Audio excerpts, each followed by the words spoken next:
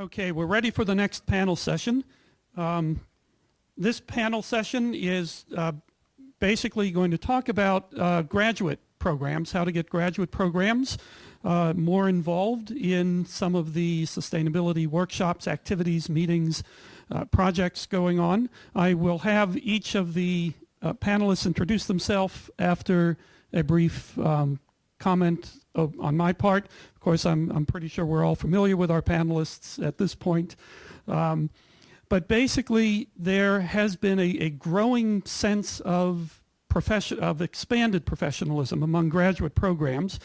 Just for example, one that I'm familiar with is the one at Rutgers. The graduate school at Rutgers has for the last 7 or 8 years been running a program in which they are providing mentor training for graduate students, talking about perhaps writing proposals for grants, working on curriculum development. There are a number of different areas in which they're beginning to realize that graduate students need sort of an expanded sense of professionalism once they are finished with their dissertation.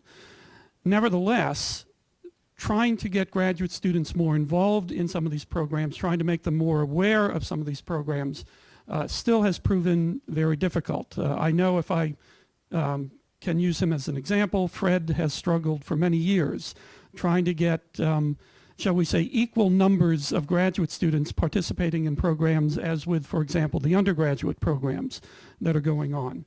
And so some questions that I'd like the panelists to discuss to get us started was basically, how do we get the attention of graduate programs? How do we get the attention of graduate students? Of course, their advisors, postdocs, I would include in this, not just the students themselves, and sort of graduate departments or graduate programs within departments.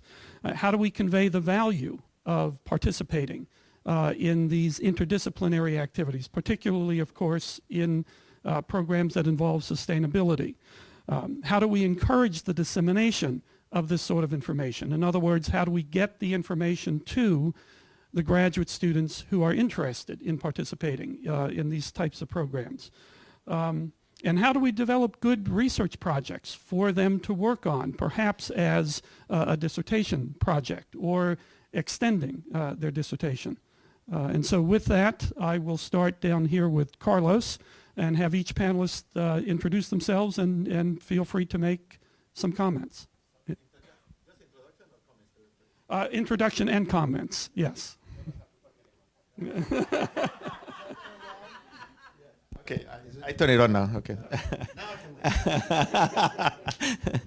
Okay, so Carlos Castillo Chavez, I direct the Simon Levine Center at Arizona State University, and as I was thinking to what you were saying, just something came to mind. I try to remember some of the people in my area that I have been involved with for a long time, people that I admire, and that might include Alan Hastings, Mark Margold, and Simon Levine, Lou Gross, Tom Hallam, and I mentioned just those exclusively because all of them started in the math department. They were very successful, and they left the math departments, and they moved into biology department. They become, in fact, outstanding scientists in the process. And that was a very, very interesting perspective because a lot of the problem associated with we have in universities is that they are sort of designed by disciplines. And a lot of the problems that we're interested about here are multidisciplinary. And there is always the debate about this, and there is still, how should we train graduate students, because if they are not really strong in one discipline, where are they going to find a job in academia? That's sort of the big challenge. What I found out about some of the people that I'd mentioned is that although they certainly were very strongly trained in one discipline, they didn't care, and they continued to do the things that they wanted related to the biological sciences, in spite of the fact that probably that was not very well seen in the mathematics departments that they were. And I think there is a lesson there in some sense that the universities are not going to change. There are some changes in some institutions, and I think Arizona State is a very good example. But I have always felt very, very strongly that if you're going to get the business of graduate education, you're going to spend so many years trying to do something. You might as well do something that you're really crazy about. And now what is going to happen? I've seen a change in what it has happened. Before, if all your students didn't go to a PhD in academia, it was considered sort of like a terrible failure at the advisor. But I think that has changed in many, many different ways. And sometimes I've been surprised because many of my students have been hired have nothing to do with what they were doing. So for example, we have two Latino students that work on problems related to infectious diseases in Peru, one in dengue and other in something else. And both of them got jobs with Goldman Sachs. And they have absolutely no training associated with that, so now they're helping the Republicans. Anyway, but that's another story. And the last two students that we have, they just got postdoctoral positions at Harvard, one in the School of Public Health and the other working in some economics department at Harvard. So it's just very unpredictable where the students are going to go. And there is all sorts of opportunities doing that. And what I have seen, all these students have been getting a lot of job offers, either sometimes from academia or sometimes also from different research organizations, and now these really policy enterprises, and they are interested. Many of these students are not that interested to being professors, although still a good percentage are, but the number of opportunities that they have is enormous. So I think the big failure actually comes from what students from academia is that we're not offering enough options for the students to do what they want to do. And partly it's because the faculty are not prepared to respond in general to the challenges associated with the scientific problems that we have. We're very narrowly trained. In general, in many of the departments that mathematical students are, faculty hardly knows any science, right? Most of the science that we learn is from calculus books where they have all these little boxes, now an application to economics and an application to this and an application to that. And I think that's a problem because to address these problems, you really have to learn science and you really have to be computationally well trained. You really have to learn statistics. And in many of the programs that we have right now, the faculty is not extremely well prepared to handle those kinds of activities, and they're not open enough to bring enough people to help the students to carry out those projects that way. So I'm Holly Gaff. I am at Old Dominion University. I am in the Department of Biological Sciences. My degree is in mathematics, and I guess I should not disparage my PhD advisor since he's sitting two people that way. But I do think that there was a lot of lessons I learned here, and some of the interesting things about bringing graduate students.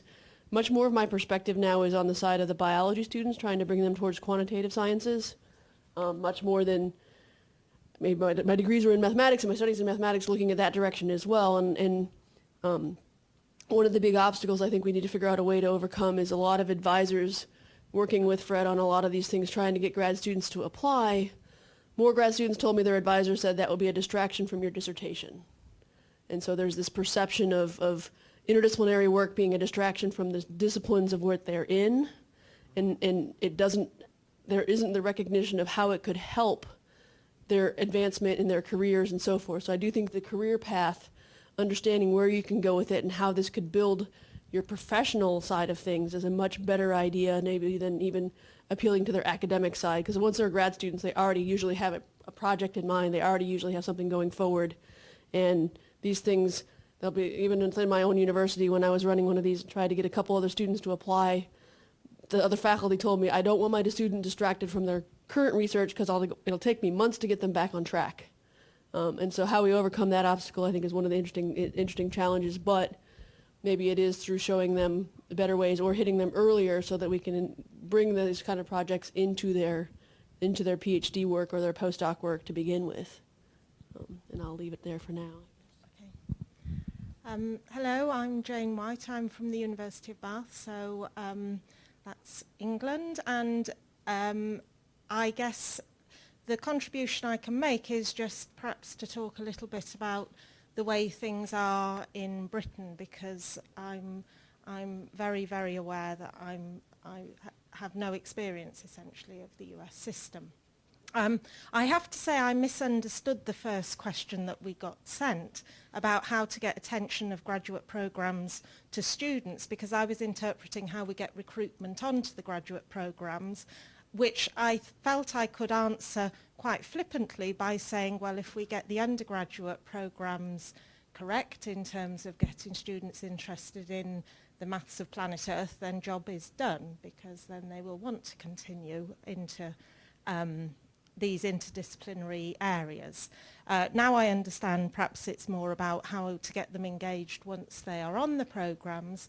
I guess one of the things that we have requirements, if you like, of graduate students to undertake certain number of skills credit units during the period of their graduate studies. And actually I did my PhD in the University of Washington in Seattle, and one of the units we had to take was where we had to attend seminars, but sometimes those seminars would be given from people in industry who would come along and give a problem, and then if that happened, your group, the group of graduate students, would be required to work on a solution to that for the remainder of the semester.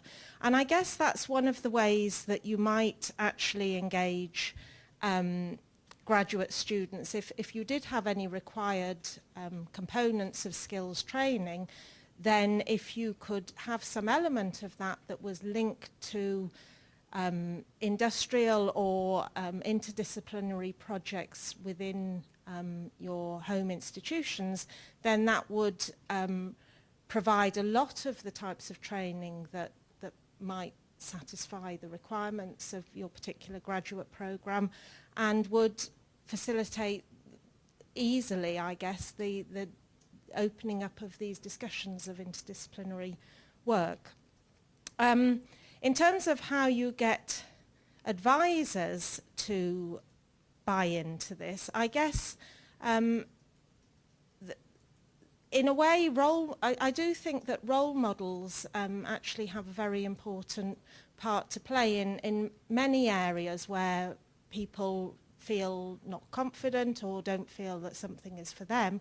And so finding out who these people might be in your institution, I mean, obviously at the University of Tennessee here, it seems, you know, NIMBioS would be an obvious choice for some of the aspects of maths for planet Earth, and hopefully there are similar opportunities in other institutions, and to get those people to somehow be able to speak to advisors in a range of different departments and just explain what benefits they've had from being involved in these interdisciplinary projects.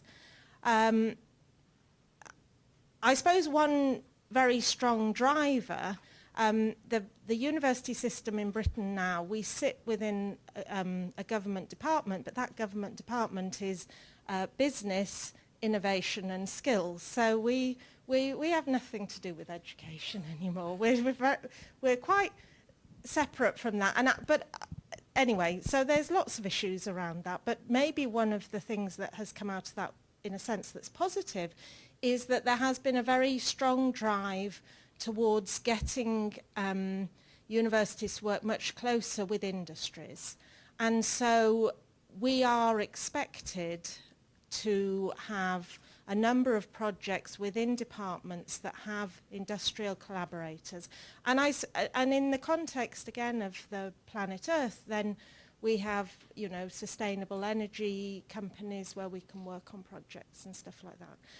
And we're really being very strongly directed towards looking at opportunities to continue your own research in collaboration somehow with that. And I don't know if that's a possibility here, but it's certainly something that is being driven in Britain. So I'll stop with that for now and pass on to Luke. Thank you, Jane. I appreciate all those comments. So I'm going to make 5 points associated with interdisciplinary development based, of course, around our experience here, which eventually led to this institute being here. Number one, multiple routes to success. In order to have a graduate program that links to a variety of disciplines, it's helpful to set up a scheme whereby students and faculty can come into this program from multiple routes. So Holly, as she pointed out, was a math student, but we have had for 37 years, maybe more, an ongoing math, biology, ecology, evolution seminar that incorporates people from a variety of different disciplines. So doing whatever you can within your institution to enable students from different disciplines to at least figure out what the words are that students in other disciplines are using is a good step. So multiple routes to success, meaning multiple degree programs, doing it through perhaps different departments. So that's point one.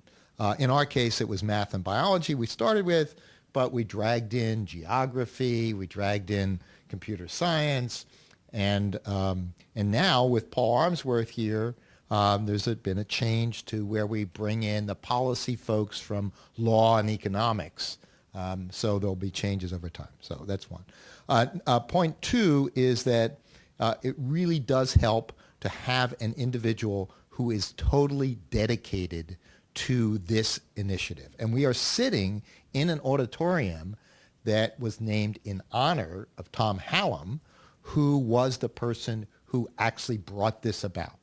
And he devoted much of his career, not just here, but internationally, in encouraging an interdisciplinary approach that applied quantitative methods to lots of problems, including, in his case, a lot of ecotoxicology and population modeling and disease modeling and other things. And at the same time, I think it's really essential to not just have one individual, but to have an individual who can pass that on. And there have been many, many interdisciplinary programs in which they really were reliant on one person at the institution, and when that person retired or moved on, it disappeared. So having a way to pass on that knowledge and leadership is also critical. So that's point two, it's having someone totally dedicated. Point three, every institution is different, okay? Yes, we all have some kind of siloed approach to things. Some institutions really do support institutes, centers, and so on in some formal way. Many do not. So you have to figure out the local politics of working within your institution in order to build interdisciplinary programs. So that's point three. Every institution is different. Point four is that it really is beneficial to do this without requiring institutional support. We built the program here. Tom came, he got a commitment, okay, from the math department of 4 faculty positions. That was the commitment that led to NIMBioS. That was it. Everything else came from busting our butts to find resources elsewhere, okay? And that's difficult, but it can be done. And it means that then the institution sees, even though you are interdisciplinary, that there is a benefit to what you're doing if you're bringing in external resources. That's hard, but it's possible to do, okay? And my final point is that there are really different cultures in different fields. So Holly mentioned the point that many graduate students know what they want to do. And that's true in certain areas of biology. Any ecology and evolution department around the country generally is not going to admit a student unless they have a pretty darn good idea of the taxa that they're interested in working on, the kinds of questions that they want to work on, and often the faculty member or group of faculty members that they want to be associated with. That's a tremendously different culture from the culture in most math departments, in which often students come in and don't have a clue except I'm interested in math, or here we've built up this, we've got several in the room of folks who came in, including Holly, knowing that they wanted to work at the interface between math and biology, but that's rare. Many of the students, and Suzanne has led the work of, I don't know how many, that came in and saw, Suzanne is great. This area is great. I want to work in it, but they didn't know that before they got here. Okay, so that's a real advantage in math departments. If you have a program that is enticing, that has wonderful faculty like Suzanne, people will flock to it. Okay, and so having a relatively small cadre of people around the country who are dedicated to the mathematics of sustainability science, and they will become known for people that can want to come there, and often will build the programs internally. Right. Thank you. I do want to open it up for questions, but before I do that, just one quick comment for Jane. No, you did not misinterpret. Part of the conversation is how are we going to bring some undergraduates into that. But before we get back to that piece, are there any questions?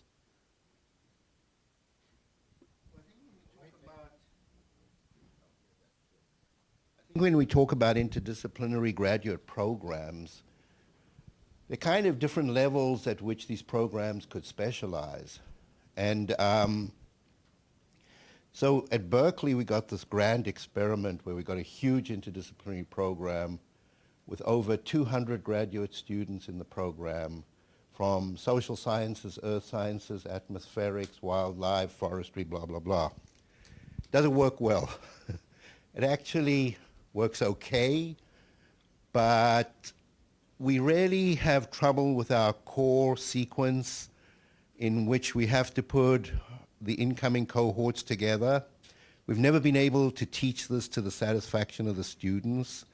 There's always been complaints, and a lot of the students actually resent not being able to specialize more fully in some of their first year coursework. It seems to me that these kinds of programs can only work at very big schools like Berkeley, and even then they're hard to make successful. That interdisciplinary programs that are more focused in the end may be more successful. So I was just saying, in terms of Math Planet Earth, how many different kinds of interdisciplinary programs might you have? So you could have one that is specializing at the geophysical level, or the biogeological level, or atmospherics and environment, or environmental ecology, or ecosystems.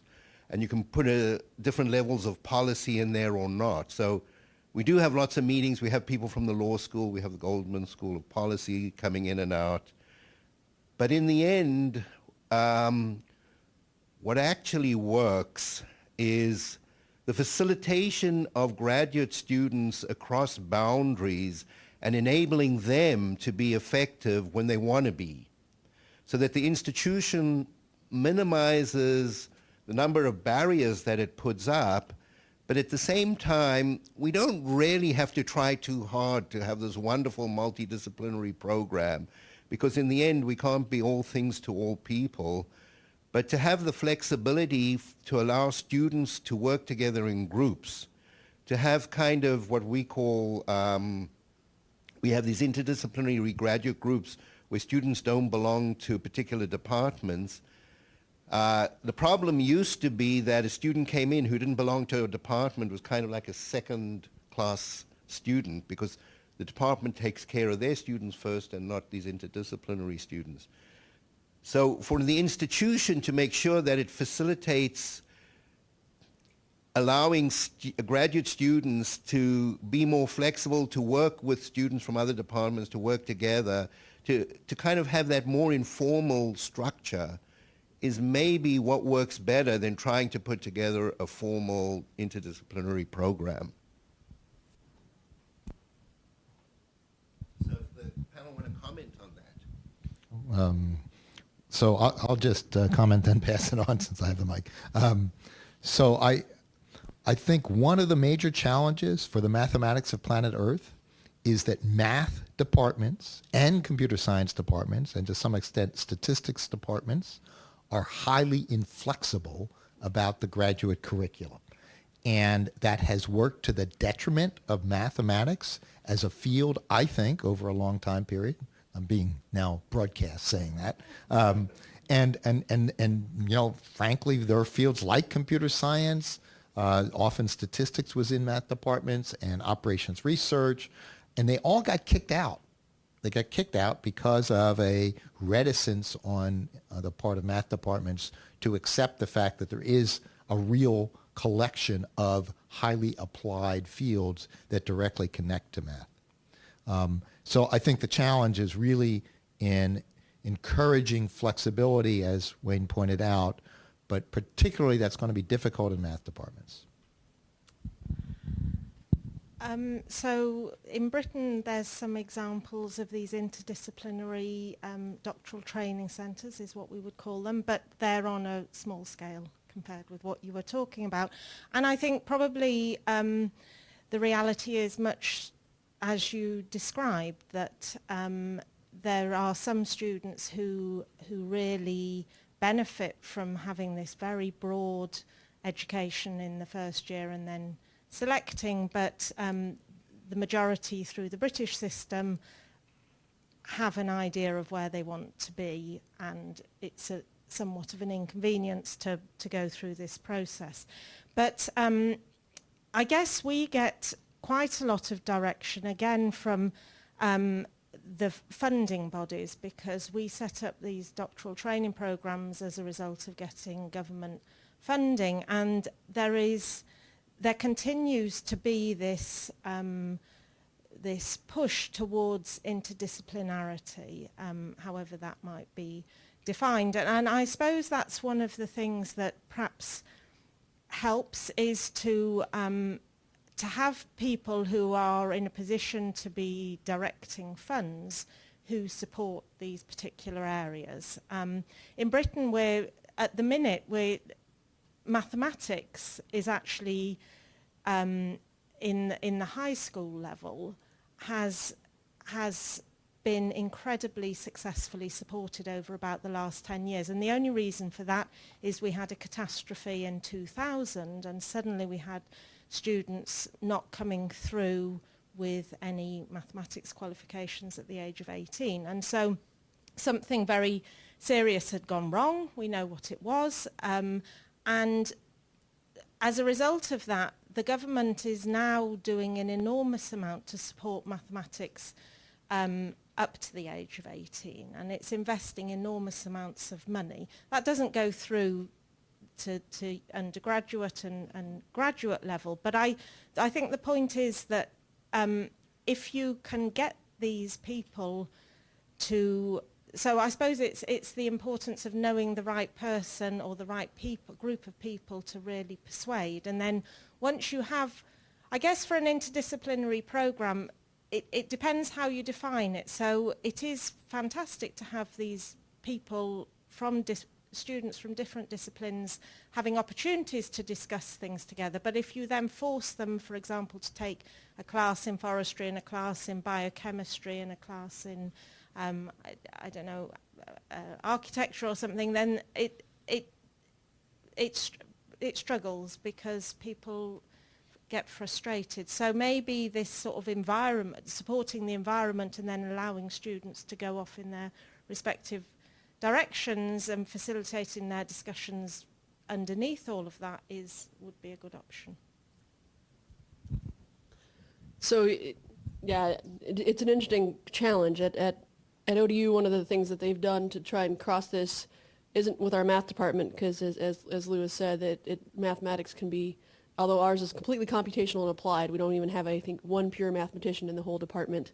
Our motivation for this kind of work has come out of engineering. So we actually have a modeling and simulation department in our engineering school, and through that department and a few other things have set up the certificate program. So we have modeling and simulation certificates. So maybe this is the licensure that Wayne's talking about. And so they... The other end knows that people with certificates are use. Yeah, well, and it has started working for the Coast Guard. So we actually do have this where the U.S. Coast Guard has sent probably about 70 different students through our certificate program specifically to become conversant in understanding what models can and can't do. Not to become modelers, but to become model users is the whole point of the certificate program. And they've motivated people to this program two ways. One is through the Coast Guard and the other military organizations that recognize the need to train their people who are using models, which is actually encouraging. And also students within the university that are doing graduate programs, like all of my students, can get the certificate and they're eligible for stipends. So money is always a great way to solve a lot of problems. But they can get a 3-year graduate researcher assistantship to do this certificate while they're doing their PhD. So they still have a PhD in a traditional discipline, but they have this additional certificate on their transcript to kind of add an interdisciplinary flavor to it. Now that doesn't get outside of the university, but for these other kinds of workshops and so forth, but at least within the university it's created, I think we've had 50 or 60 folks that have completed the certificates and they're in different areas, but, and it is all, I think all the certificate programs are available online should anybody else want to do these things, right? So that's the other thing they've done is they've made it distance accessible. So it's just a kind of a different approach, but it still has its challenges because you're not going to be able to create models at the end of it, although some people think they can. 4 classes does not make you into a true modeler, so there's a interesting challenge. But I'm a non-licensed practicing unlicensed. practicing modeling. Anyway, there is a lot of problems with the universities that exist. One of them has to do with how we support graduate students. So in Britain, probably the model that you have that in some sense has some direction and probably the national interest, and in the national interest, if people agree that should be interdisciplinary, then we'll be funding about that. Here, we fund the students mostly, and not in all areas, but in many areas, by teaching needs. So if you teach thousands of students mathematics, so then mathematics gets a lot of support from students with 2 problems, and also will be, for example, other departments like English department, other problems, with some problems. That means that they have the largest, by definition, the largest number of graduate students, regardless of need. Number one, there is not really any pressure for them to finish their PhD fast because they don't come up with the money anyway. And so forth. And number one, and the reason that becomes a vicious circle is because hiring decision is based to a great degree on what classes you have to teach. So therefore they have a lot of power to hire more people, and typically they tend to hire people like themselves. So this is, I think that's one of the problems. When I was at Cornell, they had something called the night writing program, and I created. And that was a little different because they said essentially anybody could teach composition. So then they open up the teaching of English to all possible departments. So somebody from, astronomy could teach composition. They will maybe read some of the books of Carl Sagan or something like that. And they will get us, they support a student that knew how to write, and they will train them to teach how to write and do that. And this way, they distributed that support. They also did it with mathematics, with distributing the support of teaching of mathematics with engineering and things like that. And they had, in fact, and so forth. And so there was all sorts of change associated with that. But I think that's one of the biggest obstacles to bring in the people that will move the vote with the university, with people actually that are engaged in interdisciplinary research. At Arizona State University, they tried to do away with departments with some success.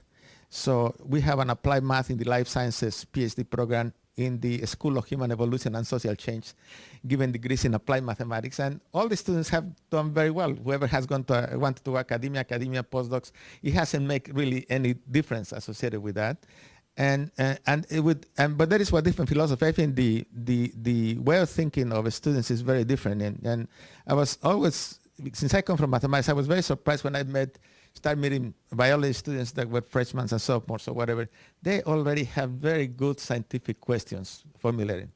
And I remember when I was a PhD grad student in Wisconsin, none of my friends have any idea what they were going to do for a PhD thesis. It was like, first we have to pass the qualifiers and then we will see.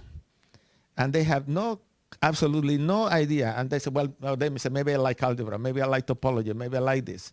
And then when they finish their PhD, they will have to ask an advisor what question they should work. And there was 2 models. One model is they give you a list of questions and the advisor says, these are the problems that I can't do, so I'll give them for a year, so he struggles. And after a year, they said, well, I couldn't do it. Okay, now I'll do one that I think that you can do. And they wouldn't tell them that. And that was pretty much the model of training. And you know, the average time to PhD in Wisconsin was like 7 years or something like that. And this is I mean, it's a very restricted way of modeling. So that's why mathematics departments, they think that if you break that model, if you do something different and things like that, that the sky will fall apart and that would be the end of the world if we actually change that. So that has been, I think, a big problem associated with that. And, you know, and I love mathematics, I think, but I think that, you know, that the role that mathematical sciences play in training the students is just formidable, and that in fact we are shooting ourselves in the foot by being so restrictive and not allowing for a rather expansion of the enterprise across all fields at the university. So that has been the problem. And the other thing that I found among the students, I have yet to find a student that, you know, that is not interested in social problems, environmental problems, essentially in mathematics of the planet Earth problems. I still have to find a student that hasn't those concerns.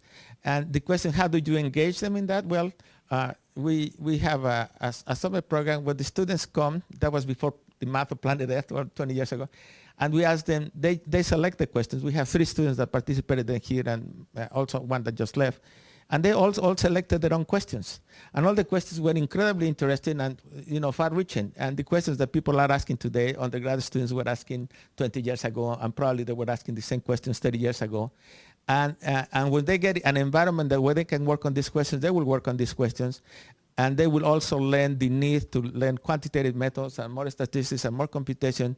And the big question is where to place them. And my main policy has been is to finding progressive advisors that they will actually create a path for them to do the kinds of things that they go at the PhD level. And I probably think that's the most successful approach. And certainly there are some programs where there is a bunch of progressive advisors that make it easier, but there are other areas where that's actually quite difficult. But I think students, many students want to do that, and they will remain engaged at high levels of mathematics if they found a place where they can actually do the kind of research that they want to, which often through their undergraduate research they have learned that they need to learn a lot of mathematics, statistics, computational sciences, and so forth. Thank you. Yes, Mary Lou. Thank you.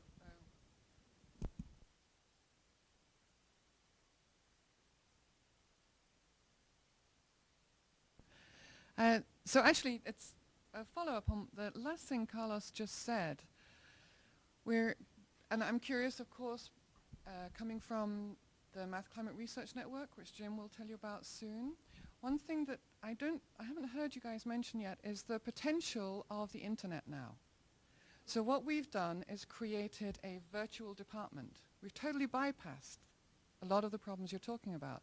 And so all those good advisors that you're describing, we're kind of pulling our good advisors together into one virtual group. Do you think it would work? Do you think there'd be ways of doing something like that to stimulate some of the areas we want to stimulate here? A very long time ago, I wrote a paper on distributed mentoring. And this was long before any of these groups. There are very good examples. We heard about one Leslie pointed out at NCEAS on distributed graduate seminars. So some of our sister centers to NIMBioS do this. They are very effective for students who know something about what they want to do, because you have to get them into it first. I don't think it's going to solve the problems of the inflexibility of certain disciplines, okay? And mathematics, unfortunately, is generally very inflexible at many institutions. That's not true of certain places like applied math or, as Carlos mentioned, in his applied math center. But at many places it is fairly inflexible. And it's not just math, it's computer science and other fields as well. So I think they're wonderful adjuncts to enhance opportunities for students, and they meaning a distributed kind of seminar, online courses, etc. And I think the idea of a distributed set of advisors or mentors is also wonderful. But I am concerned about how that works in the monetary system in which my university is paying me to mentor students here at the undergraduate and graduate level. And if I suddenly had 10 students I was mentoring at institutions all over the world, although, it might lead to papers or, something else like that, I have to be protective of my time in that regard. And I think we all feel that way. Somebody was, it was Kristen who asked me, could I do this thing? It was essentially the same sort of thing, distributed mentoring in this case for faculty. And there's just limited time. So I think matching up one-on-one, a methodology to match up distributed mentors with particular individuals so that no one is overwhelmed might be really effective. And a distributed approach to the kinds of certificates that Holly mentioned, or we call them minors, might also be effective if there were a way to do that. Like they are now for the MOOCs, they're giving out certificates of completion. I actually, let me see if I actually do that. And I've been doing that for 20 years. Number one, my summer program. Now as a Cornell, we just had the Nobel laureates and all the guys to come and give a talk and things like that. But we work, as this is here, right? 20 hours a day, 7 days a week, for 8 weeks. I'm not making this up. Nobody believes that, but you have to be there with the students. And we've been doing it for 20 years. And mostly with Robin Hoods from other universities, like Abdul. So we have a collection of Robin Hoods that believe that this is important. And they come there, and we certainly pay them, but not even close to what they deserve for those hours. Not even close, okay? But they do that. And we've been doing that and doing that. When I develop a PhD program, there is, and Arizona State, I do the same thing, and Los Alamos do the same thing. You had to have people that want to do this. And sometimes in your institution, there are people that see this positively, but when it comes to giving time to do these kinds of things, many of them don't want to do it. So when in the PhD program started at this, I developed a system of adjunct professors. Sometimes we give them research professors, so whatever we can do that, and then do that. And we have people like Tom Banks, who has directed thesis in my center, and Shilan Fen, and we have a large cadre of people, usual suspects. So we have a system of visitors, where rather than bringing different visitors all the time, I bring some of them, but I tend to bring the same people over and over, so they develop personal relationships. So 3 or 4 of them have gone to do postdocs at North Carolina State. One just got a faculty in personalized medicine. So we do these kinds of things. There are many reasons why. Number one, you bring people. I work with a lot of minority students. Like 70% of the students in my program are minority students. We work with people that really care about transforming society. And I think almost anybody that's interested in mathematics of the planet Earth has that interest in mind, actually. So we bring people that want to do that. We bring people that are also very good, that want to do that, and also very good role models for them, that they seem very successful. And they have actually been, within time, very eager to work, because they are getting very good students to go and do postdocs and doing things. And in fact, most of them, Sally Blauer, almost every student that we have, she offers a postdoc to every student that we have. So they have all this group of people that are doing this great work. So we have created this network. So there is a huge community of faculty that want to get engaged in this way. What is the best way to do it? It isn't clear, but I have certainly taken advantage of every one of them. I'm very proud of that. I mean, it seems like in your case you have your program has such flexibility, right? And I think that's a real tricky thing here, at least like for our math department here. They're very reluctant to, they're always saying when we, very reluctant to have people from different places be advisors or even co-advisors. So I think that we have to, change the culture to be more flexible about co-advisors and across discipline, and you're lucky to have all that flexibility, so it works great. So, yeah. Yeah, and I think from the perspective of the student, they can often get caught in the middle between 2 different people giving them different advice. So we actually our program is inflexible in how many people, and they already have 5 people on their committee that they have to make satisfied to pass certain things. If you add in the 4 have to be within the department and all these other things.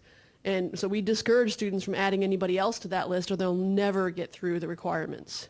So I think from the student's perspective, there's some benefits to getting these network type mentors, but it's depending on the flexibility of the system, whether that just adds more people that may not get along or may not agree. And what do you do when you get contradictory advice? It can put the grad student in a really tough spot too. So in the protection of both the faculty and the grad students, we have to figure out a way to make this positive for both, depending on the flexibility of the program. I guess in Britain we probably have constraints similar to what Suzanne's talked about, but we do strongly get encouraged to work again with industrial partners, and that's being in the business department, who co-supervise, and we also now have systems where we are linked up with other universities globally, and there are mechanisms there to get involved in co-supervision. So I think in principle it's something that that probably can have enormous benefits. I think that Holly's right when you're trying to work with a lot of people who aren't always closely working together, then that's a bit of a challenge, but it's not a challenge that can't be dealt with. And so in principle, I suppose the big thing is to try and find mechanisms to promote the network that you have to the chairs of the math departments in the country. And how you do that, I don't know, because I'm not sure of the mechanisms, but whether there are math conferences or chairs of math meetings or something where you could really get someone who either has good experience of working with these networks or can really promote it. Like Lou was saying, it's absolutely critical for any of these new initiatives to have someone with that vision who can go and make the argument. And if you don't have that person, it's very difficult to get these things off the ground. I think if you have that person, certainly my experience is you're well on the way to being able to make the case and let people try and work with you. I'm going to raise a different point. Most of the discussion here has been the graduate education in terms of the interface between math and biology. But there's a third point, and that's their preparation for becoming faculty and being involved with teaching. And shared 3 strategies there. One is, of course, with professional societies, Society Math Bio, Gerda de Vries built a very nice mentoring method and then would pair up graduate students, postdocs, with people and kind of institutions where they might end up, community colleges, liberal arts colleges, etc. Not just research universities, but of course those were involved in mentoring as well. Secondly, with the BioQuest Curriculum Consortium, we tried to provide support for graduate students, postdocs that were interested in. But thirdly, let me talk about at a local level, and very frequently what we had to do, because their advisors were not supportive of these graduate students being interested in teaching and education, is we literally had almost secret sites where their faculty would not know where they were. And so we literally held things at things like another house and so on kind of stuff, or off campus and this kind of thing, that if you're doing this kind of work and you want to be supportive of graduate students who are interested in this, and it's sometimes dangerous for their, with their relationship with their mentors, is that we literally had to build, kind of the support structure and community outside the academic realm itself. Sometimes there's wonderful programs for the Center for Integration, Research, Teaching, and Learning out of Madison that now involves 25 universities. But unfortunately, there's still a lot of pushback at a lot of research universities for those graduate students who really perceive themselves going on into teaching and who love really building a pro-success environment for their students. And so I think it's important that it be part of the discussion here today. Thank you. If I can say something, it's a little bit about that in connection to flexibility, what I learned a lot of things at Cornell, and one of the things that I like a lot is how the graduate programs were organized. And number one, the requirements of the graduate school were 0 credits, which was, I thought that was, so I took all those things when I went to Arizona. Number two is there was not a one-to-one correspondence between graduate fields and faculty. Another great thing. So the graduate field of applied math involved faculty from all over the places. They have their own student support and things like that. So there was not a one-to-one correspondence. The next thing is every student had his own committee. And those 3 individuals, in conjunction with the student, made all the planning about the graduate program of training that they had. So for example, if I wanted to have, let's say, John Guggenheimer in my committee and want to have dynamical system, he said, well, I'll be in the committee, but you have to take these 2 courses of mine. And if you do well, then I'll be in your committee. And then I was interested in social sciences, then I would put somebody from the social sciences and says, well, you have to do this, or whatever the requirements. And that would be just sort of the basic requirements. Applied math had, I believe, 4 requirements, but advisors could also waive anything they wanted, right? And there were no qualifying exams, which means that, I was in Madison, same students at Cornell. In Cornell, they graduated with publications faster, better jobs. In Madison, same students, longer, almost no publications because so many requirements. And I could never understand why. I could never understand why would they make it so difficult and so forth. So that's the model that I implement. So we have people in my program in mathematical physics. We don't do that, but we have an incredible advisor that graduates students in 4 years with 7 to 9 publications, and they get any job they want to, and so forth. And we follow exactly the same model. We have to rearrange the credits because Arizona State has credits. So we have ways of addressing all those issues so that the students can do what they want to, and then their committee can decide what you need to do to be a good person. And that actually requires a lot of trust on the faculty that does that, and a lot of respect for your colleagues. And what John said as well, I look around and I see a lot of folks here are from undergrad universities, right? And I can thank Carrie for one of my PhD students, and John influenced significantly my other PhD student, right? There is this internal network, and I am curious how many of you actually take the time to talk to your undergrads about how to manage their graduate careers. And I think that's where I got my training on how to manage my graduate career. I happen to have a wonderful undergrad faculty who is why I am here. He's my sophomore year, he saw me in his ecology class, and he's like, "You're a math major. What are you in my class for?" And then he said, "I know what you're going to be when you grow up. You're going to be a mathematical ecologist." And I had never heard of that. Of course, there was no Google back then, and there was no internet back then. And so to find I had to go through all this work. So he taught me how to look for graduate programs. He helped me write the letter that I wrote that Lou happily responded to. He didn't tell me till 10 years after that he actually did some background work on you, and you got the stamp of approval. I don't know how, he like made phone calls to find out about you. So he did a lot of work on my behalf and taught me, okay, you're going to be in a very different world. You're going to be interdisciplinary. This is some of the things you should watch out for. These are some of the ways you can manage. These are opportunities you should take care of. And I look at the folks here, and I whenever I work with my undergrads, and I do work with probably about 10 to 20 a year, I take them aside and I have that conversation with them because I think that can make a big influence going forward in their career and allowing for all these opportunities, because I knew about them at a young enough, or high school even, if you could talk to them there, that'd be great. But I think students, especially in biology, come in knowing what they want, quote unquote, and a lot of in the math, if they're going to go applied math or the sustainability, and we want them to have that ideas, I think we can really reach back to help them manage their own graduate career so that if they're in a bad advisor, they can look for these kind of support networks and so forth.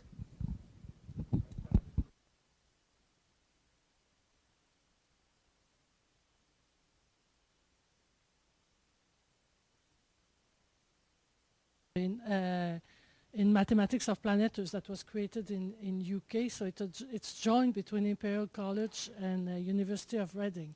And I think, well, in fact, you were speaking of that the resources are limited, and certainly having universities joining efforts in a joint program. And that's something they can be, in fact, very proud of. Well, in fact, in Quebec, we're not, the universities are collaborating in the mathematics program, not related to mathematics of planet Earth, but the government is it's very good for the community to show that, okay, we collaborate on the program.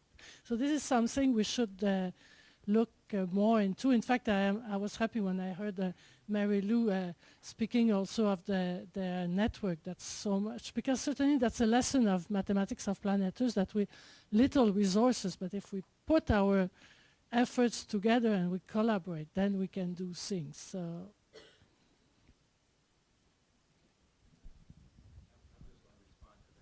That there are many state-supported institutions in every state in the country, and anything that you can do to show that you are saving the state money and resources by collaborating with other institutions in the state on graduate work or whatever can probably be supported by the higher-ups at your institution.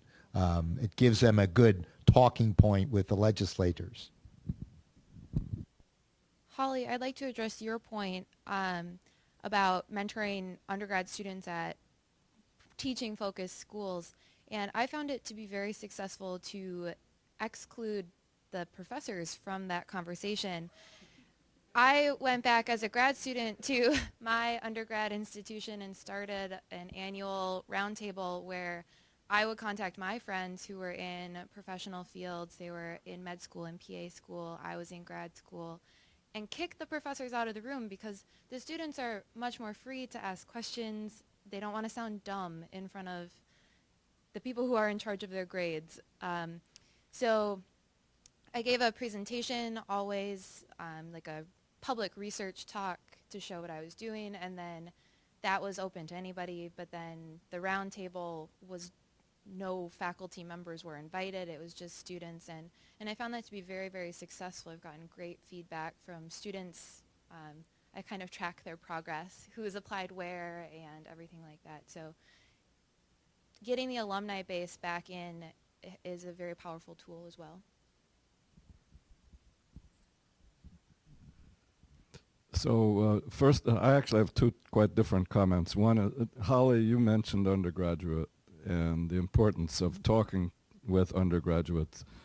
I think REU is something that really needs to be mentioned because it's the best way to get people into graduate programs.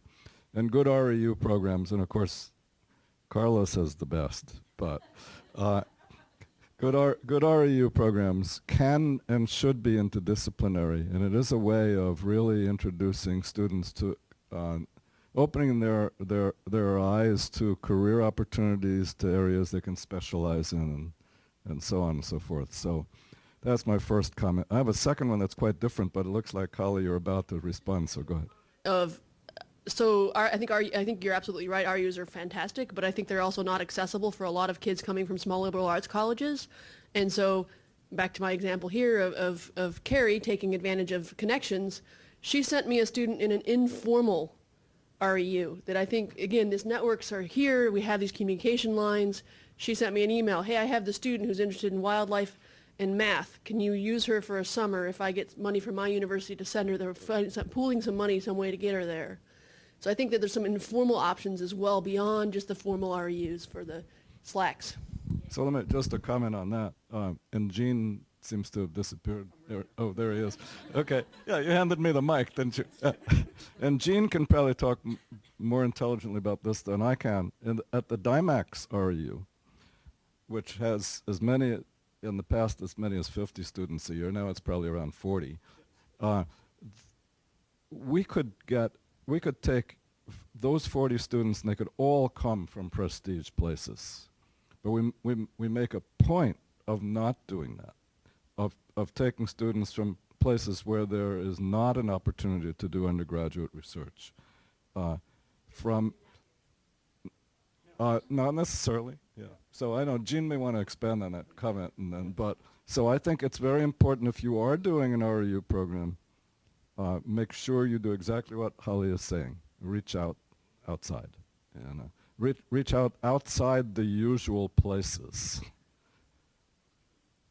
And I have one other totally different comment, but let's continue this stream and I'll come. All right, I'll just comment on this, that there, RU programs are extremely small relative to the number of STEM undergraduates, and there are major movements to encourage research experiences within institutions that do not have the expense or resource requirements of RUs. And some of those include, I'll give you one example of a network. It's an RCN network like Cubes in some respect, called EREN, which is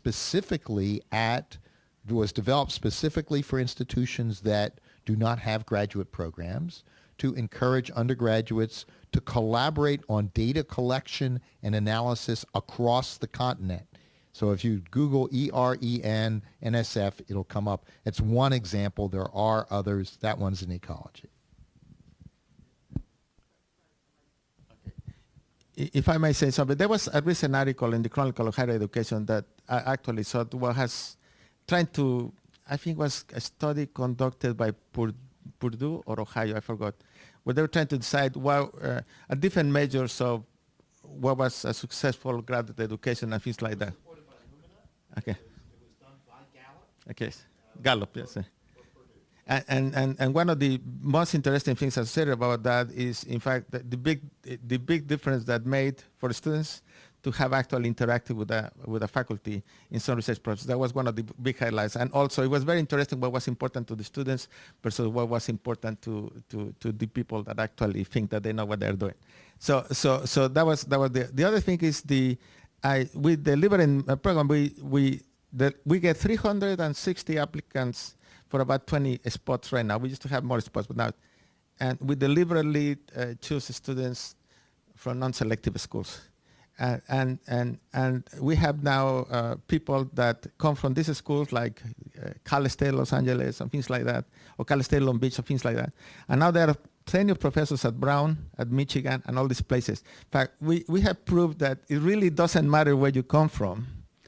All you need to have is an opportunity to do well, and they can do that. In fact, one of the recent MacArthur Awards, now professor at Harvard, he didn't work with our program, but he just got his undergraduate degree from Arizona State University. So the talent is just incredibly distributed. What is not distributed is the opportunities. That's really the problem. And with the Alliance for Minority Participation, the number of students that are graduating from STEM is now in the thousands, and most of them don't have an opportunity to go to any of these programs. So the talent is there, the training is there, is what is lacking is opportunities. Okay, and before I give it back to Fred to talk about his next comment, just to sort of follow up on some of the things with the REU, and now that we are on REU and I have the mic, we may not get finished. Yeah, the program at DIMACS does, I mean, NSF, when you get an REU site, we talk about the REU program at DIMACS, and I'm sure with Carlos at ASU, it's the same thing. It's not really an REU program, it's actually multiple funded programs that we sort of bring together. So there are funds coming from multiple sources that we pool in order to increase the number of students. And when Fred was saying we were at about 50 and we've pulled back to about 40, that's actually not an issue of available funding. It's more simply an issue of other limited resources, facilities, spaces, mentors, and basically how large a group works best in terms of interacting with each other. And we also have about the similar numbers to Carlos's program. We also got about 350 applicants for those 40 or so, 35 or 40 slots. I'm sorry, Carlos, we're only at 60% minority students with DIMACS. But we also work very hard at getting as broad a diversity across all the different spectrums as possible. And I think one of the things that I find the best about the DIMACS program, one of the things I've enjoyed the most, is that when we get these students from some of the smaller quote-unquote institutions, the undergraduate institutions or the community colleges, excuse me, they often come in thinking they won't be able to compete with the students from some of the Ivy Leagues or whatever it happens to be, and without failure, by the end of the program, their attitude has completely changed, and it's yes, of course, I can compete. Yes, I can do this. And again, it's the idea of using this sort of network to bring some of these students into these programs. And there are limitations with the numbers of students that we have, but I would also second what people have been saying about the positives in this program. All right, before I get back to you, Fred.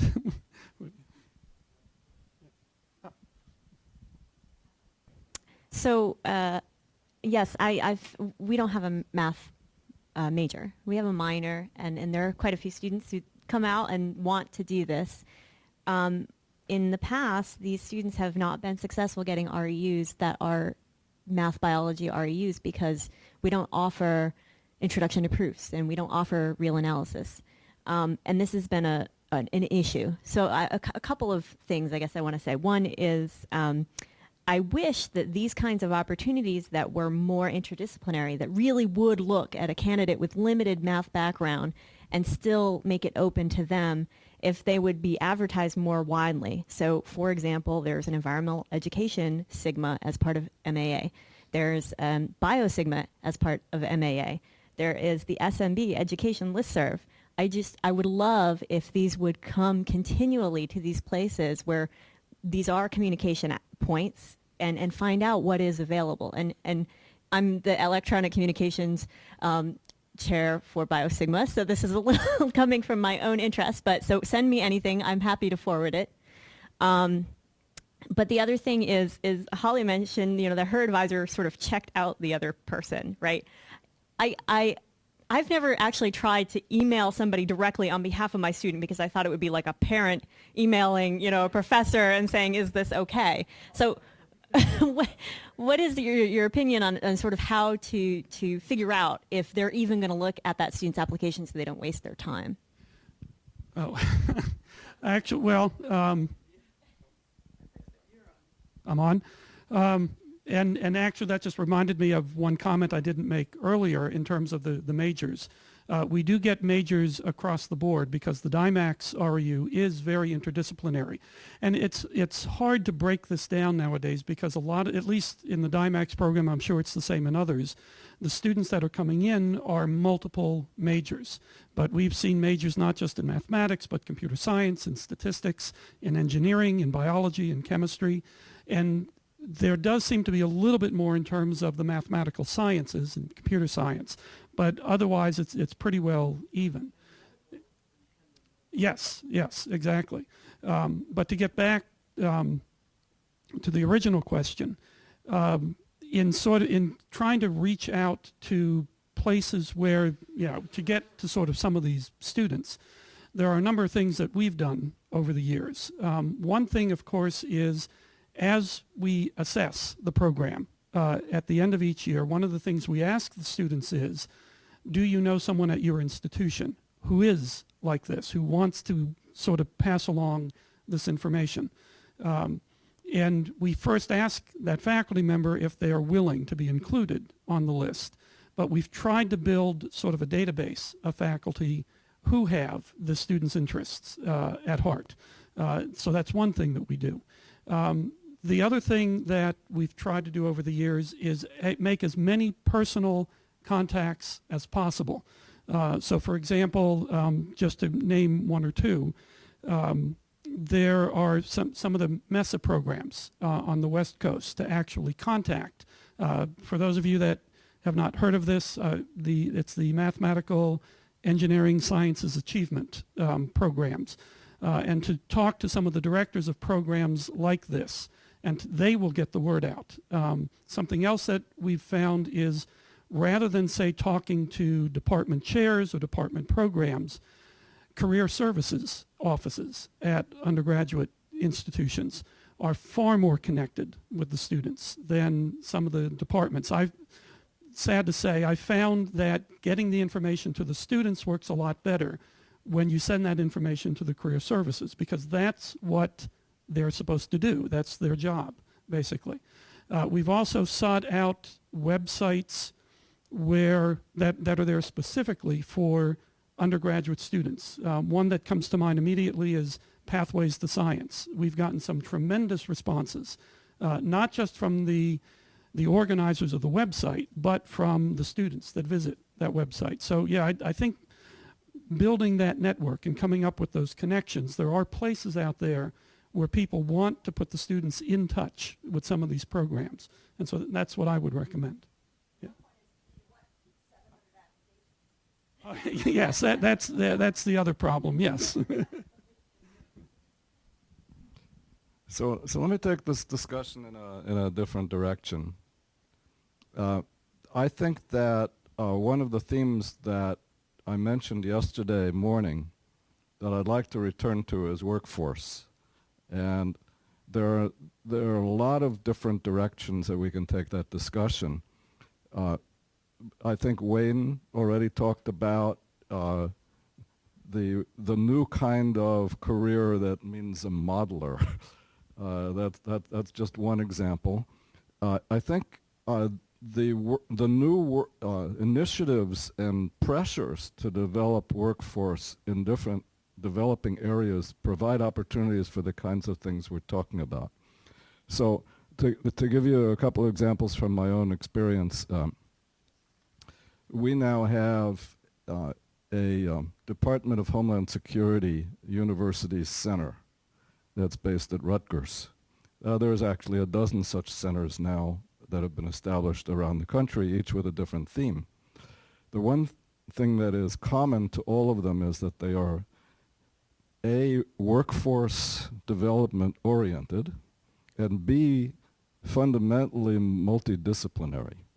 So ours is a data science center, and when we had our site visit from DHS, and we trotted out our executive vice president to make a presentation about why Rutgers should get a center like this, he was immediately interrupted by a director of university programs at DHS who said, how can you prove that Rutgers University is actually supportive of multidisciplinarity?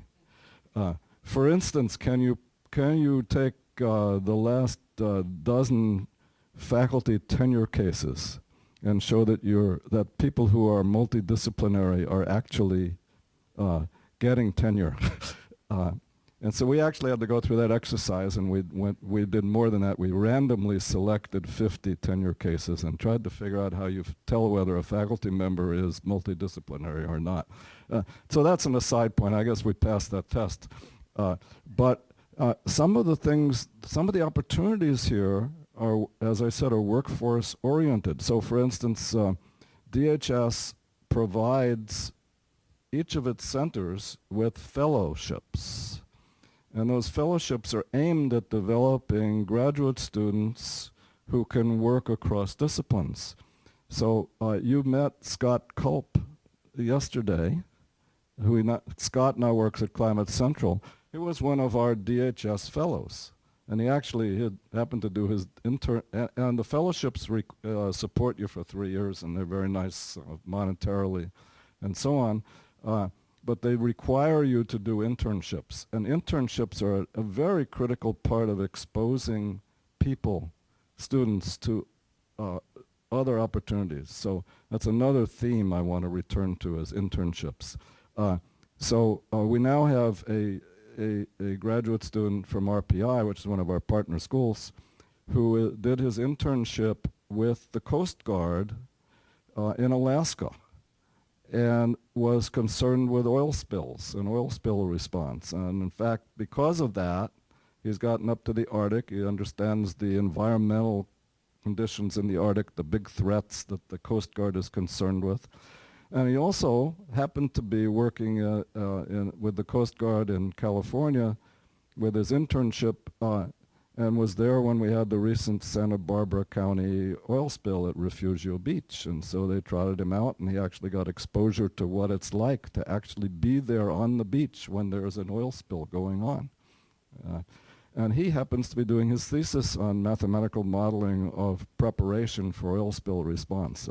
Anyway, lots of internship opportunities. We were actually asked to do a report for DHS on cybersecurity and workforce opportunities in cybersecurity, where they are predicting a shortage of 700,000 new cybersecurity experts.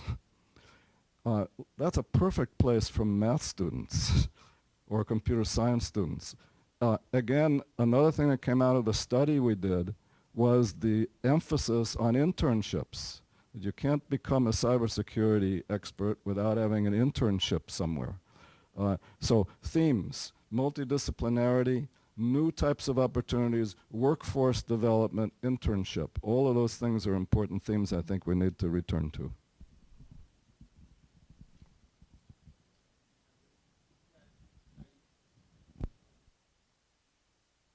With Britt Kirwan, and he was telling that the thousands of ads just in the Washington area about these positions. And then I take a taxi to the airport and there are ads on the taxi. And so I almost apply.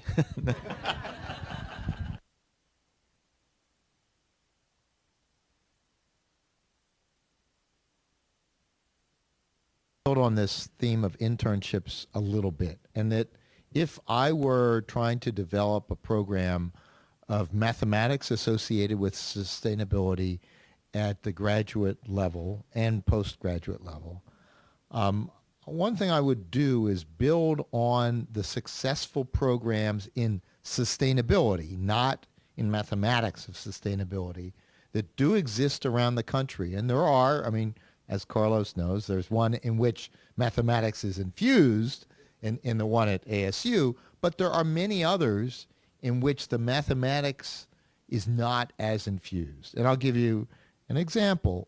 Cornell has a major center that's funded by like $150 million from a major donor in sustainability. It involves faculty from loads of different areas, but having just sort of gone and looked at the website and talked to a few people there, the quantitative aspects of this are not nearly as infused in that major center on sustainability as is true for the one at Arizona State. And there are others around the country.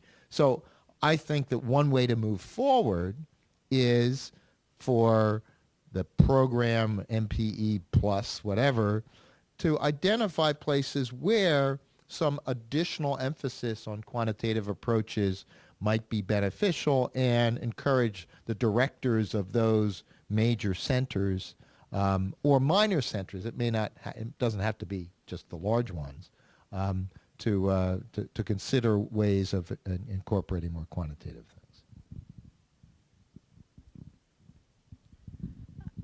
I guess trying to make strong links with the different industries again is helpful in finding these internships, and I suppose that it takes a lot of work. I don't think it can't just suddenly happen from 0 to 100%, and so it requires that institutions are willing to invest that time of their staff to actually develop these internships. And it seems to me, based on what you said yesterday, you have these areas that MPE 13 plus, you have your different themes, and that's a very good starting point for looking at the different industries and local places to fit into some of these resources.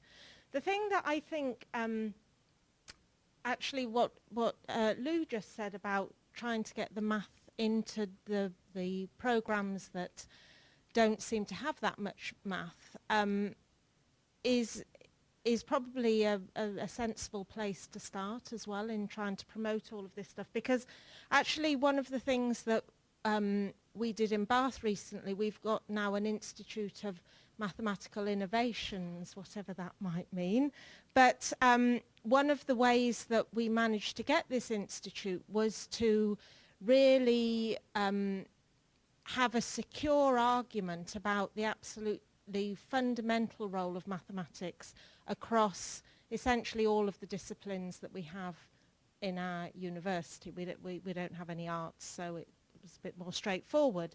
And I think that really helped. It helped. We had national arguments that we could make to support it. And so that combined with some very good case studies where the math has really helped the people who want to do the sustainability all combined together. And network seems to be a thing that I've heard a lot this morning, and clearly in a country this size, it makes absolute sense that you have virtual networks. We have them a lot in Britain. It is true that we now have these groups of universities working together.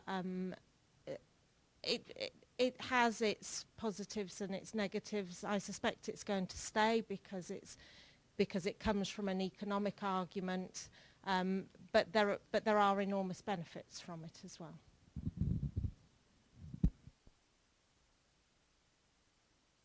Okay. Oh, yes. Yes, I was just going to say that we have time for one more. Perfect. Maybe a connection between undergraduate mentoring and workforce development. I'm at a liberal arts school, and we don't really have much in applied mathematics. We have an operations research course. We don't do PDE. And over the years, I've become more and more interested in mathematical modeling. And so I often work with students, recently computational neuroscience. And they'll spend their senior year doing work with me. And the question is, what do you suggest to them for graduate school? I'm trained in pure mathematics, the pure side of dynamical systems. And I'm actually not sure what to say often. My kind of standard response is you can't go wrong learning, say, applied mathematics and then branching off. But I'm not sure if that's the right advice. Or so what would you suggest one says to a talented senior with a strong math background and a very strong interest in neuroscience or biology who wants to go on and for further training? Is it a mathematics program? Is it a biology program? What might you do? So my answer, I have a paper that aforementioned undergraduate professor gave to me, and it was an interesting article about the future of this whole math biology, which of course was written in 1989. And all he did was highlighted this one sentence that said, more math means more money, right? And even when I got here, and it's true if you look at salaries, right? And even when I got here, right, I talked with Lou, and they went from being strictly in the math department to splitting the baby, and whether I wanted to stay in math or whether I wanted to go to ecology. We had all these options here. And his advice to me, correct me if I remember this incorrectly, but was, if you have a degrees in mathematics, you can always get jobs in any department, which turned out to be true. I am now tenured in biology. But if I had a degree in biology, I would never have opportunities in math departments or in quantitative science departments or in anywhere else. So getting the PhD in the, quote, hardest subject you can, unquote, right? I think mathematics is much more flexible in the language of what it does. When you can get in specific degrees in different places in different ways. But I mean, when I have undergrads that ask me, I encourage them to go, and this is what I did, was find all the papers you can find that you find are interesting, and then look at where those people are, contact those people, talk about the degrees at those places. But I would advocate, yeah, more math means more money. I'm not sure I'm rich yet, but it's going to happen. I know it, right?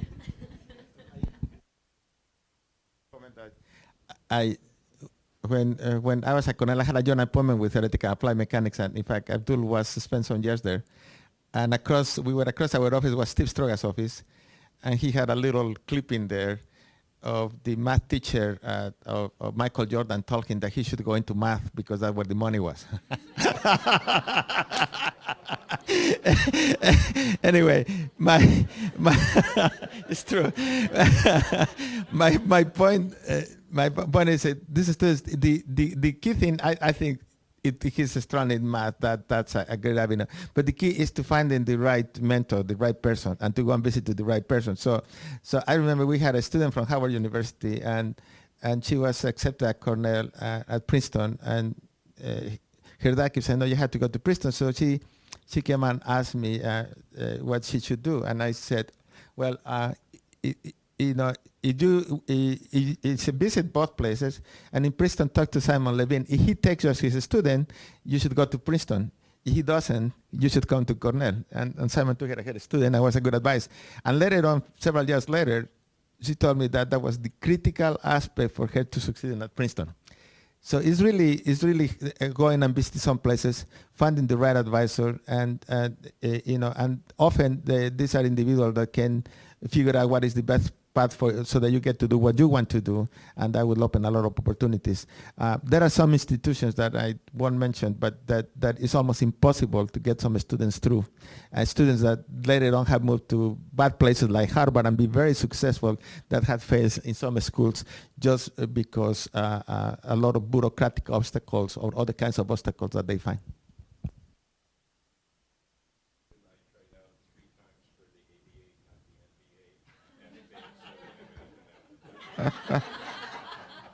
So, so as I mean, one of my definition of a biologist is someone who can come up with a real world counterexample to any general statement that a theoretician says. So on our faculty here in mathematics, we had someone with a PhD in ecology. His name is Mark Cott. He's now on the faculty at University of Washington in applied math. So there are people. He can do anything. That's right. I mean, there are people who can do anything. I'm always leery about generalizations with regard to students. So yes, going a stronger math background is clearly beneficial for many students. But I've also had students who came here and they just said, you know what? I'm not interested in theorem proof anymore. Okay? I want to go and do what I want to do. And they've gone off and done degrees in other fields. And so you have to listen to their heart, okay? And help them identify what the things are that motivate them. And again, there are multiple ways, multiple routes to success. And Carlos pointed out this report, which I do encourage you to look at, that Lumina and Gallup did out of Purdue. And it's a pretty astounding, and focus was not on graduate, it was on what mattered in terms of undergraduate experience and what felt like success to people. I'll pull it out. Okay. Okay. And on that note, good timing. Let's thank our panelists.